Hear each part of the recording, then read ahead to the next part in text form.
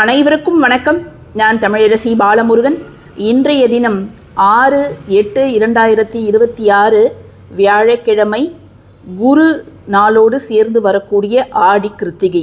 குரு பகவானோட ஆசியையும் குபேரரோட ஆசியையும் முருகப்பெருமானோட ஆசியையும் நமக்கு பரிபூர்ணமாக பெற்றுத்தரக்கூடிய ஒரு நாள் தான் இந்த நாள். இந்த நாளில் நாம் செய்ய வேண்டிய விஷயங்கள் என்னென்ன அப்படிங்கிறத பல பதிவுகளாக நான் உங்ககிட்ட கடந்த 2 நாட்களாக ஷேர் பண்ணியிருந்தேன். இப்போது மிக முக்கியமான ஒரு பொருளை வைத்து ஒரு வழிபாடு நாம் செய்ய போகிறோம். ஏன்னா முருக வழிபாட்டில் சுக்கை நம்ம தவிர்க்கவே முடியாது. இந்த சுக்கு எப்படி நம்முடைய உடம்பில் இருக்கக்கூடிய பல நோய்களை குணப்படுத்துகிறதோ அதே போல் நம்முடைய வாழ்க்கையில் இருக்கக்கூடிய பல பிரச்சனைகளை தீர்க்கக்கூடிய சக்தி இந்த ஒரு மூலிகை, இந்த சுக்குக்கு இருக்குது. இது வேறு எதுவுமே இல்லைங்க, காஞ்ச இஞ்சி, ட்ரைடு ஜிஞ்சரை தான் நம்ம சுக்கு அப்படின்னு அழைக்கிறோம். நிறைய பேர் வீட்டில் இந்த மருந்து குழம்பு வைப்பாங்க. உடம்பு சரியில்லை அதை மாதிரி குழந்தை பிறந்த பெண்களுக்கு அந்த மருந்து குழம்பை கொடுப்பாங்க. அந்த மருந்து குழம்புல முக்கியமாக இதை மாதிரியான பொருட்களை தான் சேர்த்து கொடுப்பாங்க. சுக்குக்கு மிஞ்சிய மருந்தும் இல்லை, மணியனுக்கு மிஞ்சிய கடவுளும் இல்லை அப்படின்னு சொல்லுவாங்க. அதனால் சுக்கு கஷாயம் அப்படிங்கிறது ரொம்ப உடம்புக்கு, நோய்வாய்ப்பட்ட உடம்புக்கு ரொம்ப ரொம்ப நல்லது. இந்த சுக்கில் நம்ம தாயத்து ரெடி பண்ணலாம். மஞ்சள் கலர் நூலை இதை கட்டி அல்லது இது உள்ளார கோர்த்து நீங்கள் தாயத்து ரெடி பண்ணி முருகன் பாதத்தில் வைத்து உங்கள் வீட்டில் யார் எந்த விதமான ஊக்கமும் இல்லாமல் எப்பொழுதும் சோம்பேறித்தனமாக இருக்கிறார்களோ அவர்களுடைய கைகளோ அல்லது கழுத்திலோ அல்லது அவர்களுடன் இந்த பொருள் எப்பொழுதும் இருக்கிற மாதிரி அவங்களுடைய பர்ஸ்லோ அல்லது ஹேண்ட்பேக்லேயோ வைக்கிற மாதிரி நீங்கள் வச்சிங்கன்னா நிச்சயமாக இவன்லாம் எதுக்கும் உதவாதவன், இவன்லாம் எங்கேருந்து முன்னேற போகிறான், அவன்லாம் தெருவில் தான் நிற்பான் அப்படின்னு பல பேரால் மட்டம் தட்டப்பட்டு ரொம்ப அவமானப்படுத்தப்பட்டு இருக்கிறவங்களுடைய வாழ்க்கையெல்லாம் ஓஹோன்னு முன்னேறுங்க. இது நான் பல பதிவுகளில் நம்முடைய சேனலில் நான் சொல்லியிருக்கிறேன். ஸோ இதை நிறைய பேர் செஞ்சு பார்த்துருக்குறாங்க. இந்த சுக்கு தாயத்து அப்படிங்கிறது அவ்வளோ நல்லது. ஸோ அதை மாதிரி உங்களுக்கு விருப்பம் இருந்ததுன்னா நீங்கள் இன்றைக்கி சுக்கு தாயத்தை கூட ரெடி பண்ணி முருகர் பாதத்தில் அதை வச்சு வேண்டிக்கிட்டு நீங்கள் அந்த குறிப்பிட்ட நபர் எப்பொழுதும் சோம்பேறித்தனமாக இருக்கிறார், பொறுப்பில்லாமல் இருக்கிறார், அவரோட வேலையை அவர் செய்ய மாட்டேங்கிறாரு, நம்ம எப்பொழுதும் அவருக்கு ஸ்க்ரூ கொடுத்துக்கிட்டே இருக்கணும், இதை செய்ய அதை செய்ய அப்படின்னு சொல்லிக்கிட்டே இருக்கணும் அப்படின்னு இருக்கிறவங்க அவங்க முழுவதுமாக மாறுவார்கள். நல்ல ஒரு மோட்டிவேட்டிங்காக அடுத்த ஸ்டெப் என்ன, அடுத்தது என்ன பண்ணணும், அடுத்த வாழ்க்கையில் முன்னேற்றத்திற்கு என்ன செய்யணும் அப்படிங்கிறத அவங்க செஞ்சுக்கிட்டே இருப்பாங்க. ஸோ அது ஒரு வழிமுறை. ஆனால் இன்னைக்கு மட்டும் கிடையாது, நாளைக்கு 4 மணி வரைக்கும் கிருத்திகை நட்சத்திரம் தான் இருக்குது. இன்று மாலை 6:11 மணிக்கு ஆரம்பித்து நாளை மாலை 4:50 மணி வரைக்கும் கிருத்திகை நட்சத்திரம் தான் இருக்குது. ஸோ இந்த கிருத்திகை நட்சத்திரத்தில் நீங்கள் இன்றைக்கும் செய்யலாம், நாளைக்கும் செய்யலாம். ஆனால் நீங்கள் சுத்தபத்தமாக இருந்தால் மட்டும்தான் இதை நீங்கள் செய்யணும். அதை நீங்கள் ஞாபகம் வச்சுக்கோங்க. இதற்கு தேவையானது ஒரு வெள்ளை நிற பேப்பர். இப்போது நீங்கள் இன்றைக்கி அசைவம் சாப்பிட்றீங்க, நாளைக்கு நான் இதை செய்யலாமா, நாளைக்கு நான் தலை குளிச்சுட்டு இதை செய்யலாமா அப்படின்னு கேட்டிங்கன்னா நீங்கள் தாராளமாக செய்யலாம். இது யார் செய்யணும் அப்படின்னு கேட்டிங்கன்னா, விடையே தெரியாமல் இருக்கக்கூடிய பிரச்சனைகள், ஒரு பிரச்சனை இருக்குது ஆனால் அது எங்கே தொடங்குது எங்கே முடியுது அப்படின்னே தெரியல, இடியாப்ப சிக்கல் மாதிரி இருக்குது அந்த பிரச்சனை. ஸோ அந்த பிரச்சனைக்கு ஒரு தீர்வு வேண்டும்.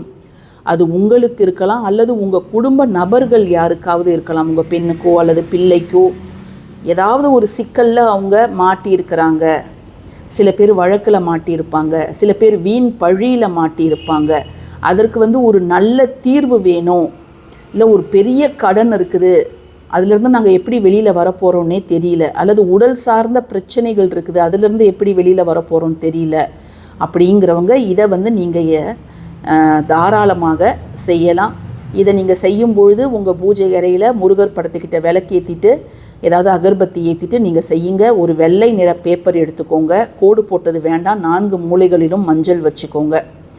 இப்போது இந்த வெள்ளை நிற பேப்பரில் நம்ம என்ன எழுத போகிறோம் அப்படின்னா, சிவப்பு நிற மார்க்கரோ பேனாவோ ஸ்கெட்சோ தான் நீங்கள் பயன்படுத்தணும். வேறு எந்த நிறமும் வேண்டாம். சிகப்பு மட்டும்தான் நீங்கள் பயன்படுத்தணும், சிகப்பு மட்டும்தான் பயன்படுத்தணும். சரிங்களா? இப்போ நம்ம இதில் என்ன எழுதணும் அப்படிங்கிறத பார்த்துடலாம். ஸோ நம்ம இந்த வெள்ளை பேப்பரில் என்ன எழுதியிருக்கிறோம் அப்படின்னு பார்த்தீங்கன்னா, மேலே வந்து உங்களுக்கு பிடித்த ஏதாவது ஒரு சென்டென்ஸ் எழுதிக்கலாம். நான் முருகா சரணம் அப்படின்னு எழுதியிருக்கிறேன். வேலும் மயிலும் சேவலும் துணை எழுதலாம். யாம் இருக்க பயமேன் எழுதலாம். ஆறுமுகம் அருளிடம் அனுதினமும் ஏறுமுகம் அப்படின்னு எழுதலாம். ஸோ அதற்கு கீழே நீங்கள் ஷடாக்ஷர கோலத்தை நீங்கள் வரைஞ்சிக்கோங்க. அதாவது ஓம் போட்டு ஸ்டார் போட்டு சரவண பவ அப்படிங்கிறத நீங்கள் வரைஞ்சிக்கிட்டு, உங்களுக்கு என்ன விருப்பமோ இந்த நாளில் உங்களுக்கு என்ன விருப்பம் இருக்குது, என்ன ஒரு பிரச்சனை தலையாய பிரச்சனையாக இருக்குது, இதற்கு மட்டும் எனக்கு ஒரு நல்ல தீர்வு கிடைச்சா போதும், பல ஆண்டுகளாக நான் இதனால் கஷ்டப்படுறேன் அப்படின்னு ஒரு விஷயம் இருக்கும். நீங்கள் இது உங்களுக்கும் எழுதலாம், அல்லது உங்களுடைய பிள்ளைகளுக்கு, உங்கள் கணவருக்கு, யாருக்கு வேணாலும் நீங்கள் எழுதலாங்க. சரிங்களா? இப்போ ஆனால் ஒன்று தான் எழுதணும். ஒரு நபர் ஒரு விருப்பத்தை மட்டும்தான் எழுதணும். அதை வந்து நீங்கள் 6 முறை இப்படி எழுதிக்கோங்க. எழுதிட்டு ஒரு துண்டு சுக்கை வந்து இதில் நீங்கள் வச்சுட்டு இதை நீங்கள் மடிச்சிடலாம்.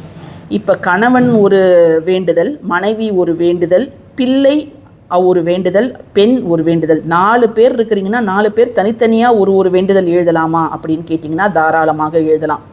ஆனால் நம்பிக்கையோடு எழுதணும். சில பேருக்கு நம்பிக்கை இருக்கும், சில பேர் நம்முடைய வற்புறுத்தலின் பேரில் 2 மனதோடு எழுதுவாங்க. அப்படி இருக்கிறவங்க எழுத வேண்டாம். ஸோ நம்பிக்கையோடு யார் இன்றைக்கி சுத்தபத்தமாக இருக்கிறார்களோ, அசைவம்லாம் சாப்பிடாமல் இருக்கிறாங்களோ, இன்றைக்கும் செய்யலாம், நாளைக்கும் இதை நீங்கள் தாராளமாக செய்யலாம். செய்யும்பொழுது விளக்கு மட்டும் உங்கள் பூஜை அறையில் ஏற்றி வச்சிடுங்க. அகர்பத்தியோ சாம்பிராணி தூபமோ போடுங்க. வேறு எதுவுமே நீங்கள் செய்ய தேவையில்லை. நெய்வேத்தியம் வைக்கணும்லாம் எந்தவித அவசியமும் கிடையாது.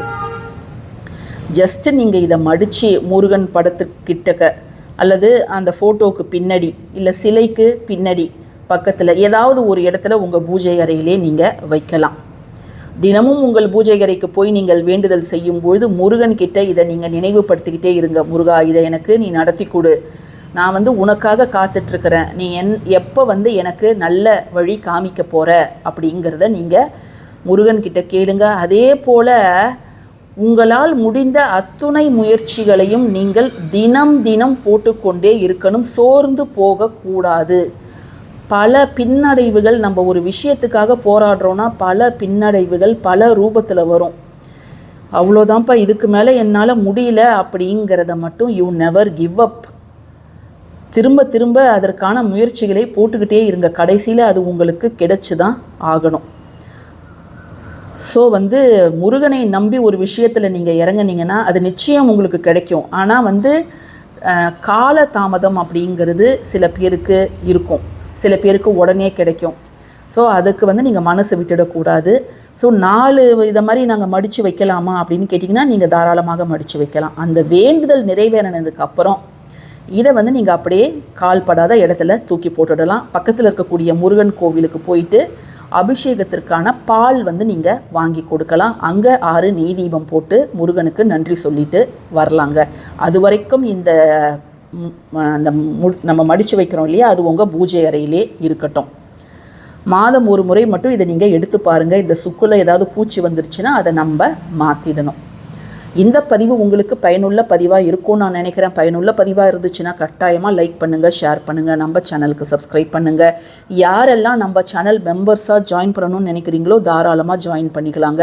தேங்க்யூ ஃபார் வாட்சிங் திஸ் வீடியோ. நன்றி.